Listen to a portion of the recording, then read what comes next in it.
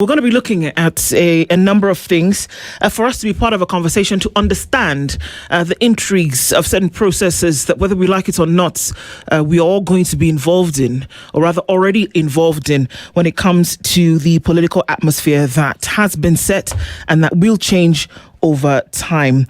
We will look into issues around developmental politics. I know we've talked about it, but for us to really understand that, is it a means to an end? Does it matter the means so long as the end has been achieved? Is it wooing Mount Kenya again by coming and promising development? We'll talk about this. Two gentlemen join us this morning. One of them is already here. He's a senator in the Republic of Kenya representing the county of Murang'a. Joe Nyutu is here this morning. Good morning, Senator. Good morning, Bill. How are you doing? I thank God. Yeah. I'm well. You're well? Yes. I have a feeling that perhaps that other thing that you're not saying is going to come out during this conversation. Yes, because of course you have to set that stage before we finally open up fully. Indeed. Yeah. Jarvis Bigambo will join as well. He'll be here in a short while. He is a political analyst. We'll look at a number of these things. But even as we do, we're going to start the conversation anyway.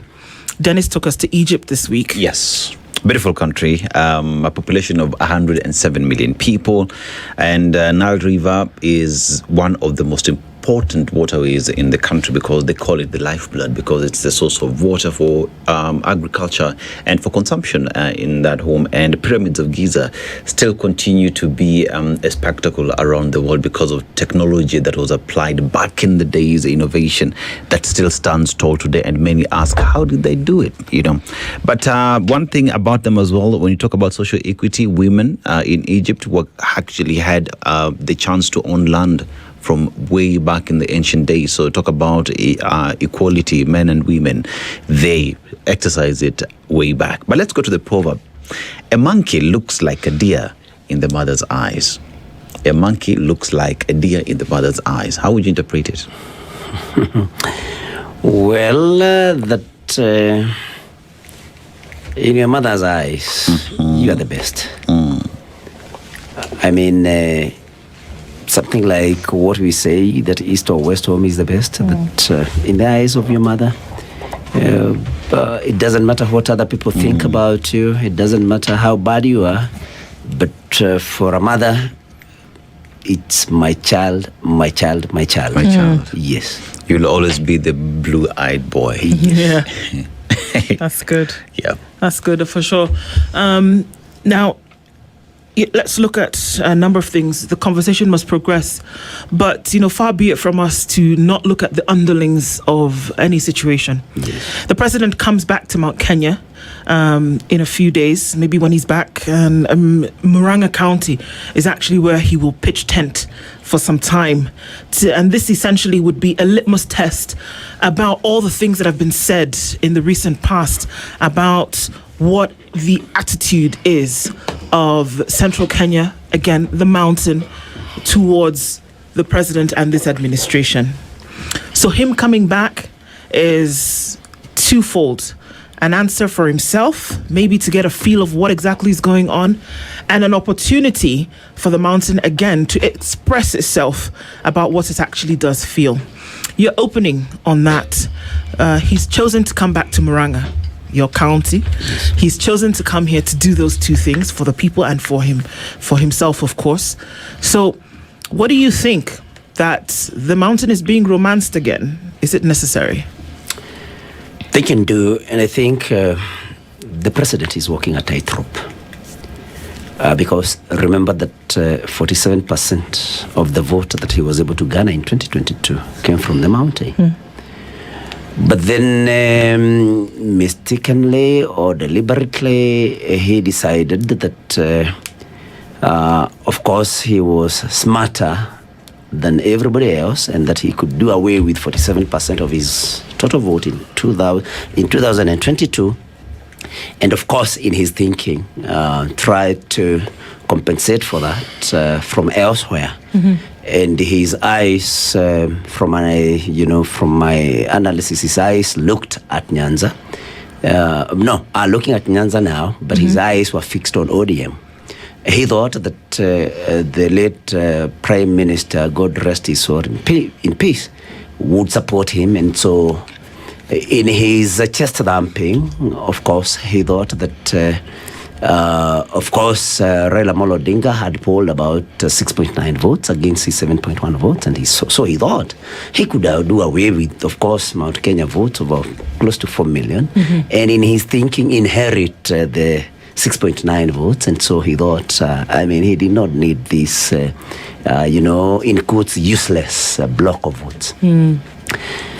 But then circumstances changed, and unfortunately, ODM still, even before Baba passed on, could not hold together, and so things became slippery for President Ruto, especially after Baba then passed on. Then ODM now became even further divided. Of course, everybody knows about the factions that are there. And I must say that I think now the president has discovered or has realized that ODM may not be able to compensate for the votes that he threw away, because he actually threw the votes away. And how did he do that? Threw the votes at the mountain away? Yes. Okay. Deliberately, because of chest thumping, because of what I've said, where he thought that, and you know that there is a clip, I know you have seen it, that records him saying that he has, that they as Kalenjins have a big problem with the Kikuyu, but then you have to be smart and, of course, seek government first to deal with the problem that we have. So that is what he did. So when we assisted him, when we helped him, ascend to power, then he set on the mission of dealing with the problem in quotes, which is the Kikuyu. And he thought I would deal with them, then go to Baba Raila Amolo Odinga and compensate for them.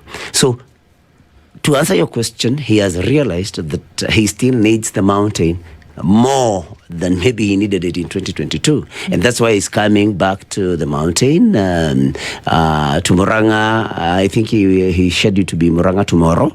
But we are saying that as he comes to Murang'a, the people of Murang'a have not forgotten the promises that he made. The people of Murang'a have not forgotten that the Mau Mau roads are yet to be done. The people of Murang'a have not forgotten that Boniface Karaoke, the mask vendor who was shot after without any provocation to the police, comes from Murang'a. There's another young man from a constituency called Kigumo who also was killed by the police last year, and another one from Kandara. The people of Murang'a have not forgotten this. So when he comes, those are the questions we are telling our people to ask him if they can be able to, if they can get an opportunity. The promises you made, the young people we have lost to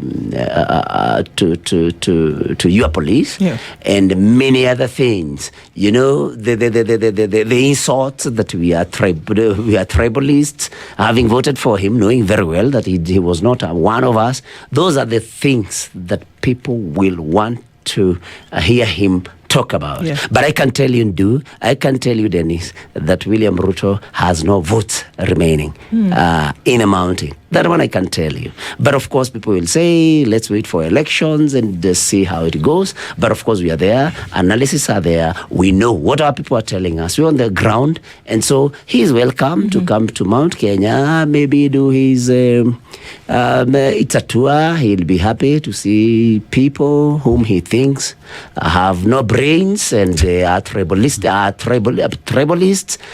They know whom he is. But they wait for August 10th next year to show him that you do not promise people things. Then you start insulting them, and you don't keep any promise. You start insulting them because you think that you are very smart. You are smarter than everybody else. You can be able to compensate for their support, and you think that those people are very stupid. They do not remember these things. Javas, the president will be heading back to Mount Kenya, and with this, we expect more promises to go to the people in the region. But that notwithstanding, many also ask the question: the president is going back there, first of all, to consolidate his voting bloc. more promises. But another big question is heavy on promises, zero on development. Is that a fact? Is that how many view the president, especially now that he's going back to the mountain? Thank you so much, first for this invitation, my two relatives. Secondly, I think my view is quite a significant departure from what the celebrated senator has opined here. It is conceptually percussive that any leader and any party, once elected into government, they must be seized of the fact that they need to deliver on the mandate that the people granted them. And that is delivering on the manifesto.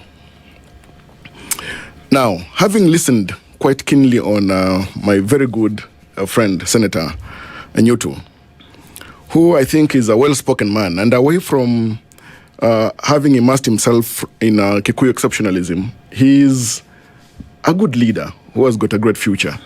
And I think people of Murang'a will be lucky in future to continue having his services. But Senator from Murang'a is very wrong on a couple of fronts. One, and he's here, we would like to opine on these issues. One, are there national government projects being implemented in Murang'a County, for example, far from other parts of central Kenya? He is here.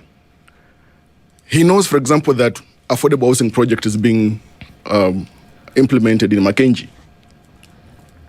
He knows, for example, that it's people from Murang'a, people from central Kenya, who are employed across the various counties working in these affordable housing projects and various markets.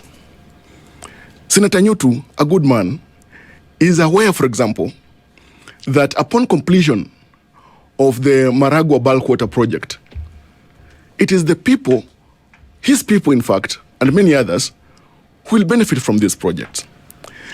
And there is always the warped thought that when a leader in the mold of a president is in office delivers on projects, those are his projects. No president has got his own money to deliver for the benefit of the people. We know all public projects are being implemented by public funds. We do. We all know for a fact. Okay. Secondly, it should not be seen that, for instance, when President Mwai Kibaki, the late, was overseeing the implementation as president of the Thika Superhighway, he was trying to consolidate votes from Mount Kenya.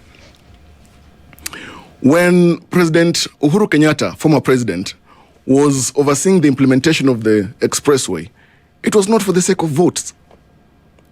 And so when President William Ruto is implementing projects across the country, and say, for example, even in Mount Kenya, it's not merely for purposes of votes. He must and he is delivering on his manifesto. Now, I am a radical socialist. Senator Nyutu here is a radical social centrist. And that is why his perspective is primarily centered on matters votes alone. President William Ruto is on record, for example, having indicated that he was not voted into office to look for votes or to be re-elected. He was voted for that term to deliver, and when the people will be satisfied with his implementation record, then they can consider, or they will consider, re-electing him. As a matter of fact, Ndu, in matters execution of the office of president and presiding over the province of the internal affairs of this country, the ledger for the president and his administration is open for analysis and review. There are a couple of projects across the country, for example, that are being implemented. Senator Nyutu here is aware, for instance, that the dualing of the Rironi-Mayu Summit Road all the way will help and link Nairobi, parts of central Kenya, parts of Rift Valley, even in the end, as it will link up all the way parts of western to the border of Busia and Uganda. These are projects that will make Kenya better. So it's not so just merely about roads, rather merely about votes. It is about all of us being seized of the fact that Kenya needs to move forward by strict, thorough implementation of projects.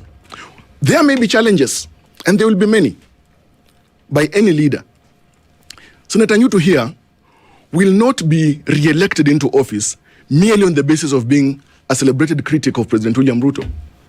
He should be voted back into office by properly executing the office of senator for Murang'a County. How do you do that if the overlying messaging is that the president or anybody visits a particular area or insists on development in a particular area for the sake of getting votes? We can't run away from those optics. And we also know that it's a political tool that's used far and wide.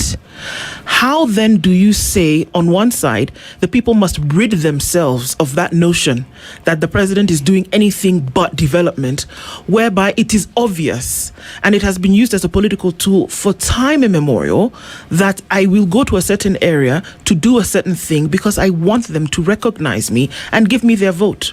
It doesn't matter what, if you wake up in the middle of the night and you're asked, it's very clear what some of these things are used for. People have actually spoken and said, you see, as a result of us coming together, we now see development in Homa Bay. We now see development because we've come together. It's a tool. We cannot run away from the reality that it's being used. How can we then, in the same breath, Javas, say that people should not think it's anything but development when we know that it is being used for just that, political expediency? In politics, public sentiment is everything. And goodwill, in fact, is the icing on the cake. Every political leader, including Senator Nyutu here, requires the support and the goodwill of the people, including the people that voted for him, not just those within his province of mandate. But I think I am chagrined by the fact that when any leader visits a place, depending on their stature in society, they are being deemed to be in search of votes. Now, that is perception. You've said it clearly. The thing is this. The president must be peripatetic. He must move across all the 47 counties and ensure that the commitments that he made to the people are being followed through by way of real-time implementation. Okay. President William Ruto, in the run-up to the 2022 general election, he toured Nyanza many times. Far too many times. He toured Kisii many times. And some other parts of the country. Those parts, some of these parts did not even vote for him. So touring alone does not amount to consolidation of votes. But any leader, especially a national leader, must be conscious of the fact that they must be nationalistic. And remember, Senator Nyutu here is aware too, as all of us are, the president is a symbol of national unity. But Kenyans are tired of mere symbolism. So it's not just a question of symbolism. It's a question of retooling this symbolism for national good, national conversation, national development and progress. I mean, Senator Nyutu, 2022 campaigns, you are part of the people who campaigned for the president. And I would ask the question then now, perhaps, are there any specific promises that are given to the people of Murang'a County that when the president is coming in, the people will be asking, these are promises you gave to us at the time when you were campaigning that when you become president, these are things that would come to people of Murang'a County. And where are we with that when it comes to implementation? So again, I ask the question, is the president heavy on promises, zero on implementation? And has the president as well panicked that now he sees the need of coming back to the mountain to consolidate his voting bloc? And is there room for that? Thank you, Dennis. But before I answer your question, allow me to say one or two things related to what Javas has said. He has said that I'm a Kikuyu exceptionalist or something like that, that I'm immersed into Kikuyu exceptionalism. I must remind Javas to be realistic. The question that I was answering was related to President Ruto's visit, specifically to Murang'a. Now, Murang'a is a Kikuyu county. So when I talk about Murang'a and the promises that were made in Murang'a and what Ruto said in a particular clip that Javas may not want to comment about, that does not make me a Kikuyu exceptionalist. But anyway, I have no regret to be Kikuyu, and I have no apologies to make. I'm elected to represent the people of Murang'a before I do other things. I mean, I'm a nationalist, but elected to represent the people of Murang'a. So if I talk about the people of Murang'a who are Kikuyu, I mean, then you say I'm an exceptionalist, a Kikuyu exceptionalist. Of course, that is being very unfair to me, because I have to talk for the people whom I represent. Now, he says that there are many government projects that the president has initiated in Murang'a County, for example. And he mentioned a project, which it's true, it's there at Mackenzie, a housing, affordable housing project. But I don't know whether Javas, this housing thing is something that is laughable. What is there, Javas? And maybe you may go and do some research.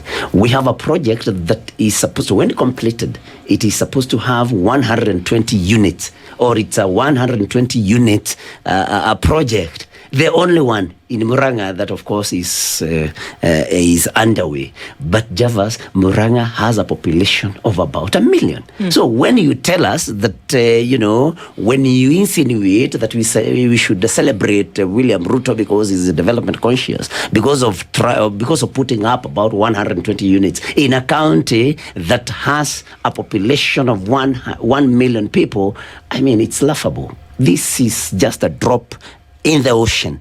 He says that President Ruto was not elected to be elected. I mean, to look for votes in 2027. I wish, because I think Javas talks to him, I wish you could remind him that, because you are the one saying it. He doesn't remember. President Ruto started looking for votes in 2027. Immediately he was elected. That is why he's always on car roofs. That is why you will hear him saying, unaona kuna mtu wa saizi yangu kwa hawa watu, nitawanyorosha asubuhi. What is that? What is he doing? He is campaigning to be elected in 2027. And I can tell you, Javas, I'm not very widely traveled, but I've been to Rwanda, for example, which is doing very well. It's a small economy, but that is being managed very well. Just check how many times you see President Kagame on car roofs and going out there. He sits in the office, empowers institutions and the people that man those institutions, and that is why Rwanda is doing so well. But President Ruto has to go and even be there when we are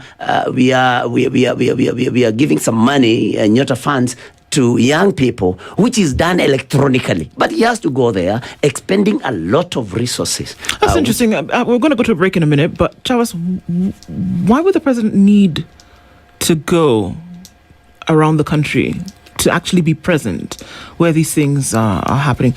Does he have to be there? I mean, of course, you gave the example of President Kibaki and the Thika Superhighway, but then looking at President Kibaki's administration, he's rarely seen. Yeah. In fact, I think at some point criticized for being too quiet in his development agenda, and still things seem to work.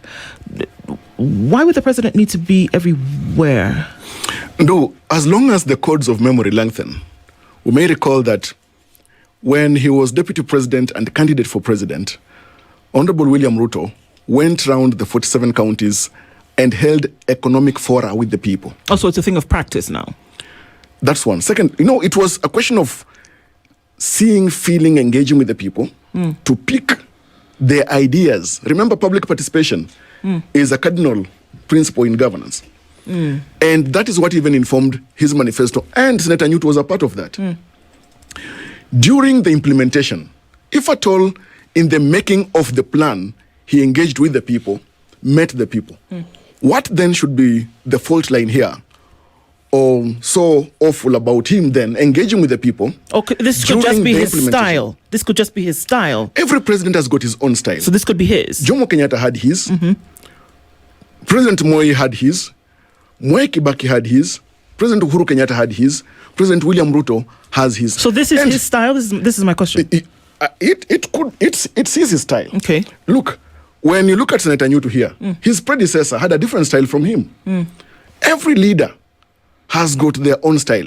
There must be no paternalistic right to determine that a president in office should use a particular script or playbook in terms of governance. Okay. I was very keen listening to my friend Javas. I wanted to really hear what his answer to your question would be. Why the president has to be everywhere, every day. And the answer that Javas gives you is that the president, it is his style. The only thing Javas needs to remember, and maybe he can also tell this to the president again, is that his style is costing Kenyans a big, costing Kenyans big in terms of resources. Because remember, when the president visits a place, it's very expensive to transport a president for one day. Or even for one day because of the attendant, organization and whatever that has to be there. So we cannot afford this style of the president visiting places every day because it's expensive. It is the same reason, he also has this style of hosting everybody in State House, and giving them cash. Because this is known. These are our people. They go there.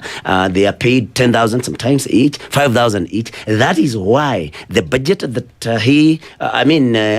think when President Kenyatta exited, I think the State House budget was around 4.5 billion.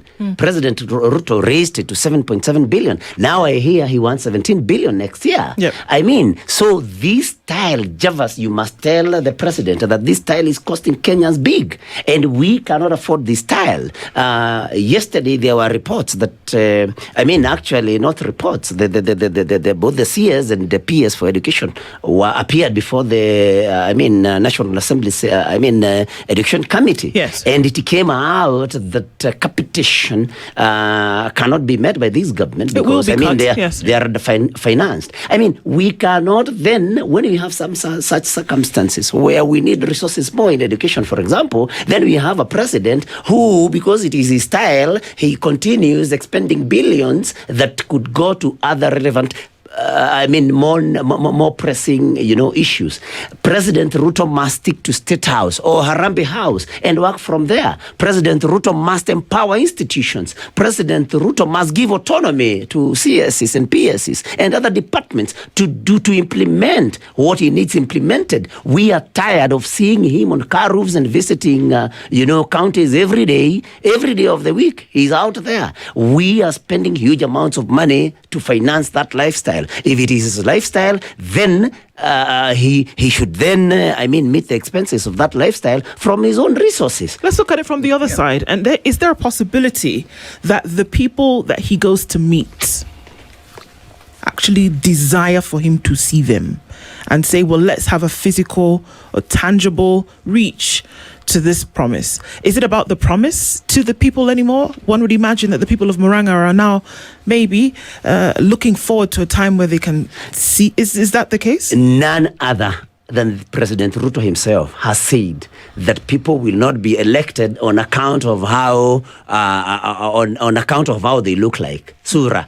He has said that very many times. So the people of Murang'a do not need to see his face because he was not elected because of, on account of his appearance. The people of Murang'a and the people of Kenya want him to fulfill the promises that he kept. He wants him to implement projects that he has promised. They do not want to see his face. Otherwise, we see his face every day on TV.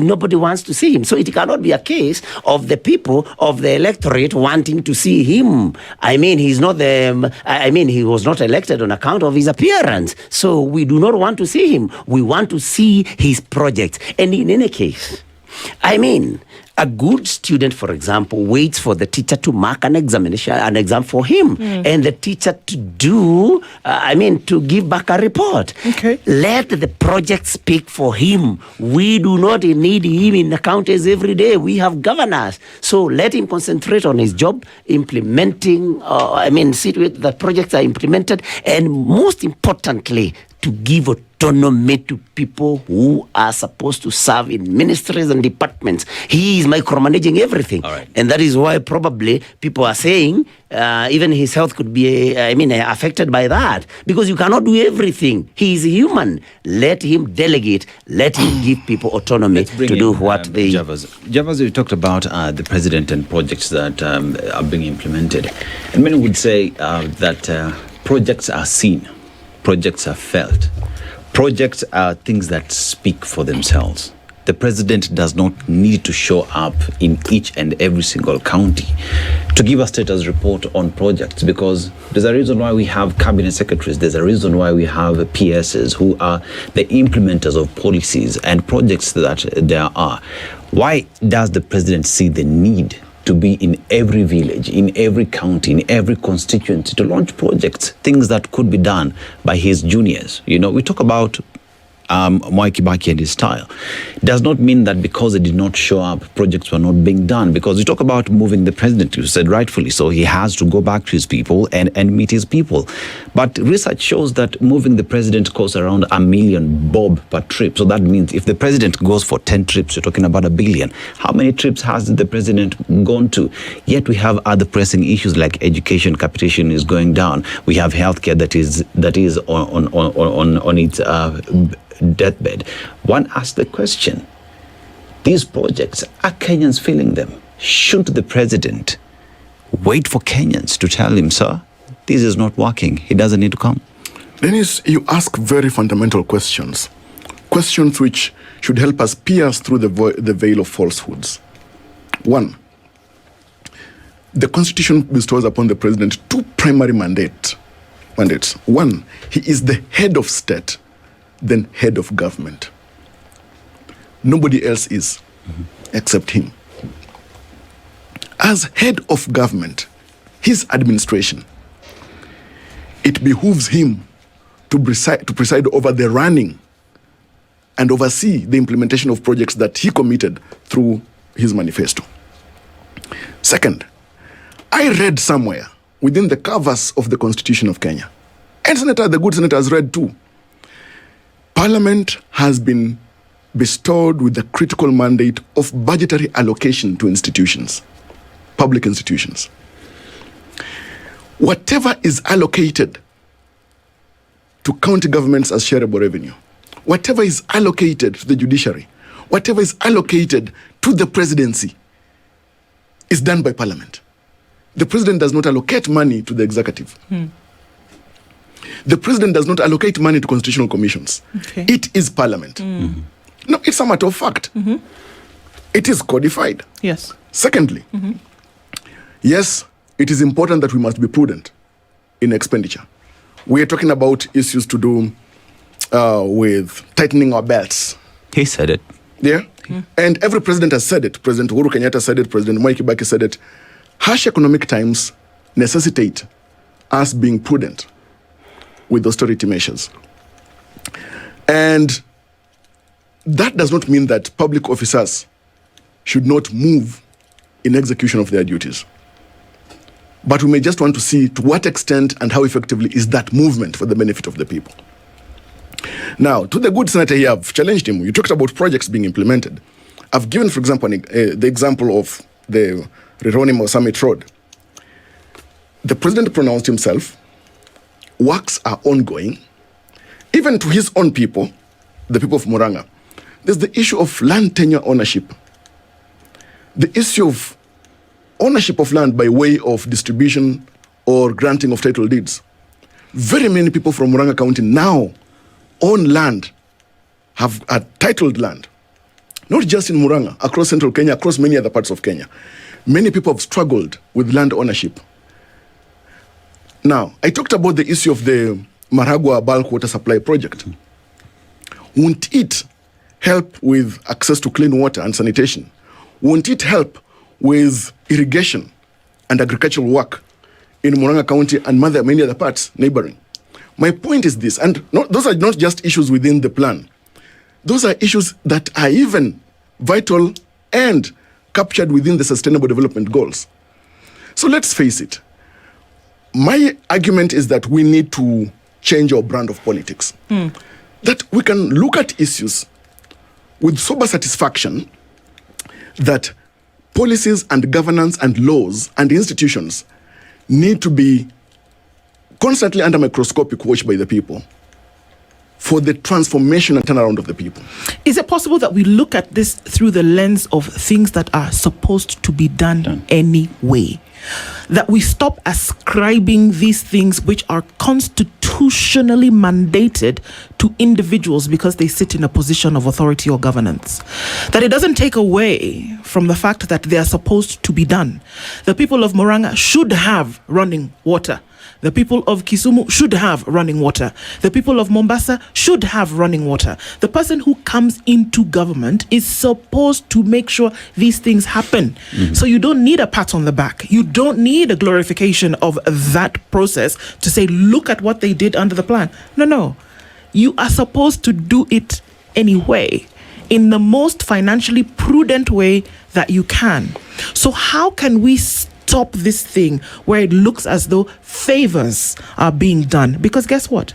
You know how the way it looks right now, and maybe you can dissuade us from this position, Javas, and maybe Senator, that how can we stop looking at these things as favors? We've had people over the last 6 months say to us, oh, you see now, because of this broad-based government or whatever it is, we now have housing in Homa Bay. No, it's your job.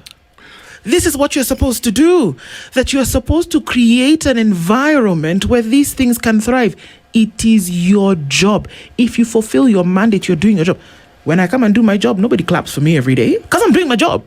You do your job. But how do we divorce this thing that you're supposed to be doing, especially since nobody asked you. You came and said, I am the man or the woman for the job. So when you do your job, are people supposed to be quiet when you're overspending? Because you know what? 89 billion shillings is the grand total that has been spent by State House, Office of the President, Office of the Deputy President, Office of the Prime Cabinet Secretary, State Department Parliamentary Affairs, State Department Cabinet Affairs between July 2022 and March 2026. 89 billion shillings. And we're still being told this will happen. You will have. So how do you divorce the politics from the job that you're supposed to do? You've spoken the truth. In fact, if a statue of truth were to be erected, it would be called Ndu. Hallelujah. And that time is not far from here. Let's face it. You have raised issues that are reported in the dailies about expenditure in the executive. It is important for us to appreciate that government succeeds by spending, but spending prudently. What we need to ask is, to what extent were those finances spent prudently in service and for the benefit of the people? Institutions run by way of being financed. The presidency is not a single unit. It's broad, it's humongous. So what we need to do is have an incisive look at the 89 billion and ask ourselves to what extent was there prudent use of those public funds. The other thing is this. If it's a question of financing projects or enabling public officers, for example, even Senator Nyutu here is enabled to move to serve the people, we cannot question that except if it is excessive. And that's why we need to look at. And that's why we've got other institutions, Office of the Control of Budget, Auditor General, etc.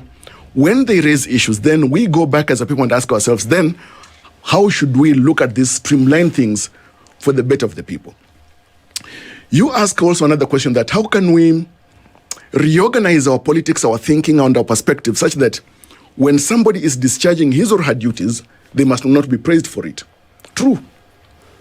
When you seek public office and you work by the guidelines that are there, it is your duty. Only to the extent that you satisfy that execution, the people should be happy. But there are people that have occupied public office and departed from the very guidelines of the mandate that is bestowed upon their laps by the law. Well, going contrary to public expectation, then people will frown upon it. So I think that's why I said we need to change our brand of politics. Let us get to be looking at issues in a manner that makes us move forward, depart from a politics that is only vitriolic. Look at even how politicians have been engaging in all these ping-pong games in the recent weeks. Talking about dystopic politics, somebody saying, for example, and even his party leader, that we will not have a country here I mean, we need to have leaders, whether government or opposition, who are talking about preserving the country and its future. Not talking about the necessity, urgency, or probability of them presiding over anarchy and the annihilation of a country. Jervis, and senators, you come in. When you talk about vitriol, both sides stand accused of the same. The president as well. We've seen him top of his vehicle doing the same, as well as United Opposition as well. Both sides stand accused of this. But I would go back to matters to do with, I'd give example of China. One of the countries where we talk about development, you never see President Xi going anywhere to launch projects. Everything is just moving because it is a system, it is structure. You ask yourself how much it would cost to move President Xi, and you would talk in terms of humongous amounts. But let's come back to Kenya.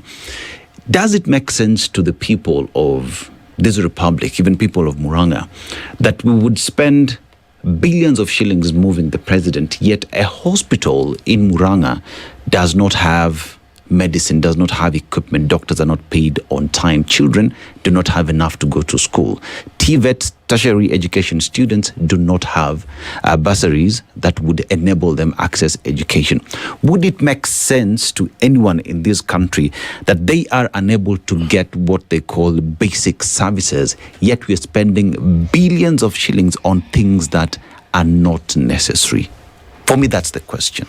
That is a billion-dollar question that Javas will not answer.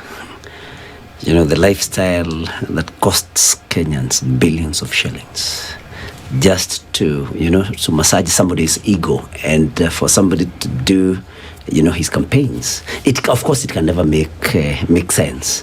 That's why, of course, I had said that, we have very many problems with education. Of course, I know Javas will tell you that health is devolved, and so if the president comes to Murang'a and finds that maybe Murang'a level 5 hospital doesn't have enough, medical supplies and that kind of thing, he will tell you that that is devolved. You should not blame it on the president. But then there has been a very long-standing question in the Senate. The funds that we are leaving at the center still. If you look at the entire health budget, for example, whatever is left in Nairobi is too much.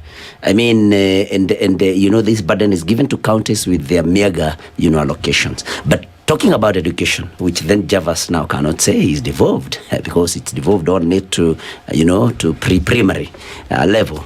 I mean, we have now junior school, which is basically secondary school. It is. These learners do not have labs because, I believe it was a mistake, to make this decision to have, junior schools within what we had as primary schools.